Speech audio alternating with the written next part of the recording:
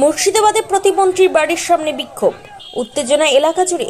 মুর্শিদাবাদ জেলার প্রতিমন্ত্রী আখরুজ্জামানের বাড়ির সামনে বুধবার ব্যাপক বিক্ষোভে সামিল হলেন স্থানীয় বাসিন্দারা। এদিন সকাল থেকে ধীরে ধীরে মানুষ জড়ো হতে থাকেন এবং কিছুক্ষণের মধ্যেই তা বড় আকার ধারণ করে। বিক্ষোভকারীরা স্লোগান দিতে দিতে নিজেদের দাবি স্পষ্টভাবে তুলে ধরেন, যার জেরে এলাকায় উত্তেজনার পরিবেশ তৈরি হয়। বিক্ষোভকারীদের মূল দাবি আগে ভোটার তালিকা সংশোধন, পরে ভোট।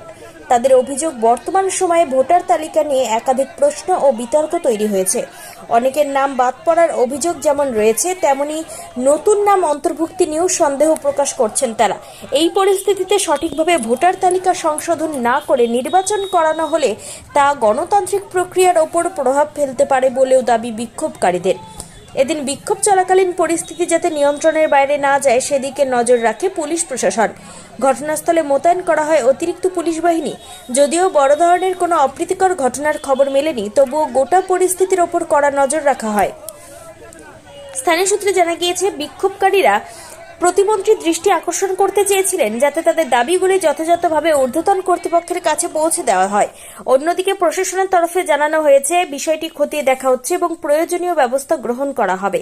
ঘটনাকে ঘিরে ইতিমধ্যেই রাজনৈতিক মহলে চাঞ্চল্য ছড়িয়েছে।